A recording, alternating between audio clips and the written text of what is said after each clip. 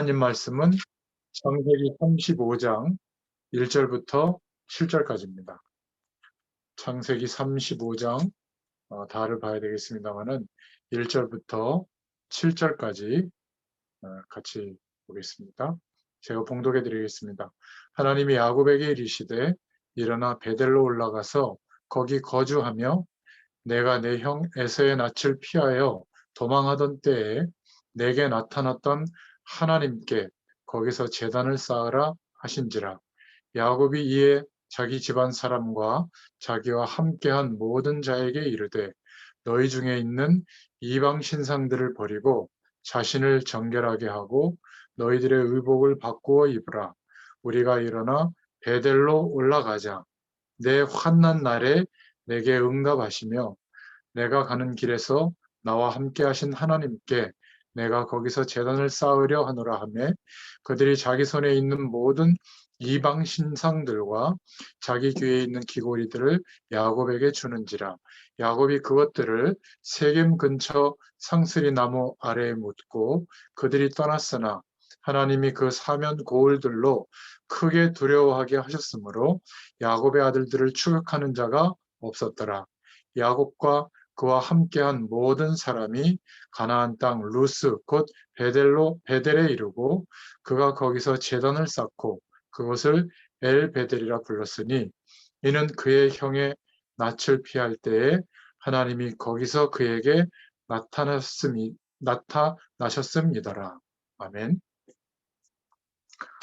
오늘 창세기 35장 내용을 통해서 함께 은혜를 나눌 제목은 일어나 베델로 올라가자라는 제목입니다.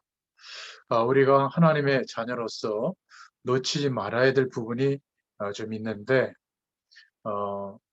구원에 대한 확신 없이 하나님의 언약 없이 열심히 봉사하고 또 성경도 많이 보고 이런 부분들을 좀 봅니다. 그러다가 또 낙심도 빨리 하고 지치기도 하는데요.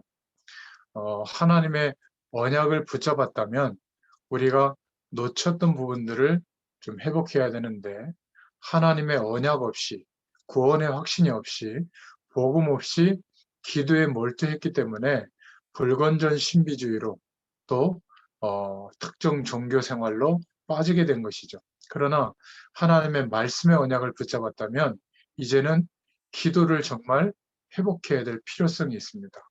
더 주님과 함께하는 그런 기도의 시간이 필요하죠.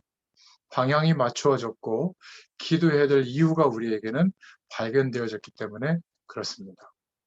예수님이 그리스도시다. 이 해답을 우리가 얻었죠. 이 해답을 얻은 사람이 누린다. 이것은 좀 올바른 모습이 아닌 것 같아요. 해답을 붙잡고 기도해서 하나님의 응답을 받고 있는 사람이 누린다라는 단어를 사용하는 것이 올바른 겁니다.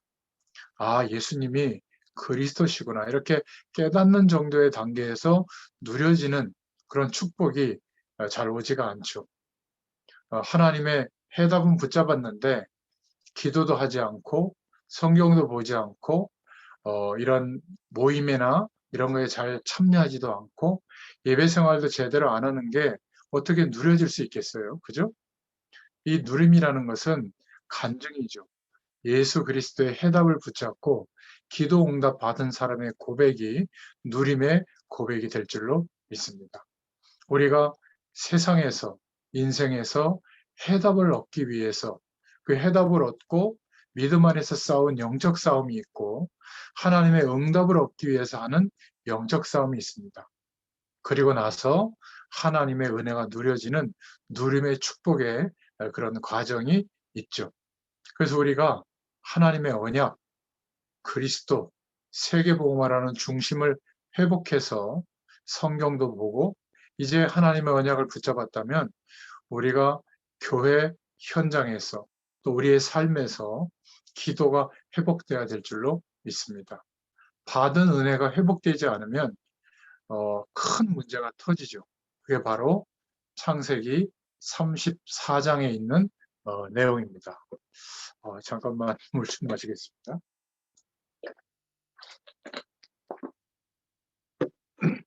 바로 하나님의 약속을 붙잡고 기도했던 그 은혜가 누려지는 그런 축복을 좀 놓치니까 결국에는 어떤 일이 벌어졌죠? 딸 디나의 강간 사건이 일어나고 그 형제들이 강간했던 그 부족의 사람들을 이제 속여서 할례를 받게 하고 그들을 막 죽이게 되는 살인 사건이 벌어지고 그것 때문에 부족 전체가 이제 이 야곱의 식솔들을 막 죽이려고 하는 그런 큰 사건이 일어나게 됐잖아요. 그 내용이 바로 34장에 나와 있던 내용입니다. 그래서 오늘 35장에서는 이 문제가 왜 왔고 이 문제가 회복되는 은혜가 어떻게 임하는지를 보여주고 계시는 겁니다. 오늘 1절에 보니까 하나님의 음성을 듣게 되죠. 우리가 일어나서 베델로 올라가자. 이 베델이라고 하는 것은 어디였냐면 야곱이 형 에서를 속이고 축복권을 가로챈 다음에 이제 외삼촌 라반의 집으로 죽을까 봐 막 도망가는 그 길에서 어, 꿈속에서 막 사닥다리가 내려오고 천사들이 오르락내리락 하는 하나님의 임재를 경험하게 되죠. 그때 자기가 갖고 있던 모든 것을 돌베개 위에 쏟아붓고 단을 쌓죠. 그리고는 하나님께서 언약하신 대로 축복하시면 내가 이곳에 와서 다시 예배하겠다라고 약속한 장소 베델입니다. 문제와 어려움이 왔을 때 이 야곱은 그때 그 내용을 기억하면서 일어나 베델로 올라가자 이렇게 오늘 고백하고 있는 겁니다. 하나님이 왜 베델로 올라가시라고 말씀하시느냐? 오늘 그것이 굉장히 중요한 기도 제목이 될 줄로 믿습니다. 첫 번째는 예배 생활의 회복이 하나님이 원하시는 뜻이기 때문에 그렇습니다. 이 말은 우리가 예수 그리스도로 말미암아 회복되어진 신분과 거기에 대해서 어떤 축복의 사람이 되어졌는지를 확신을 가지라고 예배의 축복 누리라고 말씀하고 있는 겁니다. 그러니까 일어나 베델로 올라가자. 큰 사건과 문제가 터져서 어려움 앞에 있을 때 이 야곱은 하나님의 임재를 경험했던 그곳, 즉 베델로 올라가자는 말은 기도하자 그 말이에요. 하나님은 하나님 자녀의 예배를 받으십니다. 그래서 하나님이 야곱에게 예배를 회복할 것을 오늘 말씀하고 있는 것이죠. 야곱이 예배의 은혜를 회복받지 못했기 때문에 외삼촌 라반의 집에서 또 세겜 땅에서도 실패하고 어려움을 겪게 된 겁니다. 그리고 자녀들에게도 큰 문제가 온 거죠. 예배를 회복해라. 하나님의 말씀을 회복해라. 언약을 회복해라. 신분을 회복해라. 그 의미로 일어나 베델로 올라가자. 왜 베델로 올라가라고 했죠? 야곱이 집을 나왔을 때, 그 광야길을 걸어갈 때 어디에서 언약의 하나님을 체험했고 자신의 생명을 드리는 헌신을 했는가? 이거를 기억하게 된 겁니다. 베델이죠. 베델로 올라가자. 예배를 회복해라. 하나님과의 관계를 회복해라. 그 말입니다. 시편 121편 1절부터 8절에도 보니까 내가 산을 향하여 눈을 들리라. 나의 도움이 어디서 올꼬? 나의 도움이 천지를 지으신 여호와에게서로다. 이 말은 하나님과의 관계를 회복하라는 것이죠. 예배를 회복하라. 오늘 우리에게 주시는 중요한 음성으로 듣기를 축원드립니다. 이사야서 40장 27절에서 31절에도 보니까 오직 여호와를 앙망하는 자는 새 힘을 얻을 것이다. 이렇게 말씀하고 있죠. 하나님과의 관계 회복을 말합니다. 오늘 창세기 35장 1절에도 베델로 올라가자. 같은 말이죠. 두 번째로 우리가 붙잡을 기도 제목은 창세기 32장 20절부터 32절에 그 야복강에서 있었던 사건, 천사와 씨름하며 하나님 앞에 정말 생명 걸고 기도했던 그 사건을 잃어버렸기 때문에 사실 야곱에게는 문제가 온 것이죠. 하나님과의 예배의 관계를 놓쳤고 하나님 앞에 기도해서 받았던 자기가 누구인지 이제 너는 더 이상 야곱이라고 하지 말고 이스라엘이라고 해라. 하나님이 약속하시는 언약적 축복의 주인공의 신분이 되어졌는데 그 이스라엘의 축복을 놓쳤던 것이죠. 그 이스라엘의 축복을 받았던 그 관계를 회복해라. 기도를 회복하라는 말이죠. 정말 우리가 예수 그리스도로 말미암아 하나님이 인정하시는 그리스도인이 됐다는 것은 정말 많은 것들을 수용할 수 있는 사람이 된 겁니다. 복음에는 필요치 않는 게 없죠. 우리는 가장 중요한 복음을 붙잡았기 때문에 다른 것은 다 버린다. 그런 것만 있는 게 아니라 다른 것을 다 수용할 수도 있는 그런 은혜를 하나님이 우리에게 허락해 주신 줄로 믿습니다. 하나님이 이것을 깨닫게 하기 위해서 야곱 가정에 문제와 고난을 준 것이죠. 그래서 하나님이 야곱에게 나타나셔서 베델로 올라가라 이렇게 말씀하신 겁니다. 베델로 올라가자. 기도의 생활이 얼마나 중요한지. 시편 50편 22절부터 24절에 보니까 여호와를 잊어버린 너희여 내가 너희를 찢으리니 건질 자 없으리라. 여러분, 기도를 회복하지 못하면 실패의 그림자가 완전히 덮치게 되는 줄로 알아야 됩니다. 실패할 수밖에 없음을 우리가 알아야 되죠. 예레미야 33장 1절부터 9절에 기도하라고 말씀하시면서 기도를 통해서 하나님이 어떤 축복을 주시는지 또 4절부터 9절까지 말씀하고 계시는데 모든 것을 회복하는 축복을 말씀하고 계십니다. 아시다시피 신앙생활의 시작은 기도죠. 그래서 우리가 가장 절박하고 힘들 때 기도부터 회복해야 될 줄로 믿습니다. 오늘 창세기 35장에 일어나 베델로 올라가라 하나님의 음성을 듣기를 바랍니다. 고린도전서 2장 10절부터 3장 3절에 보면 세 종류의 사람이 나오는데 신령한 사람, 또 육에 속한 사람, 육신에 속한 사람이 나옵니다. 신령한 사람은 성숙된 사람이죠. 모든 것이 회복된 사람, 모든 것에 성숙한 사람을 말합니다. 육에 속한 사람은 구원받지 못한 사람이죠. 그래서 성령의 일을 들어도 성령의 일을 깨닫지 못하고 받지도 않습니다.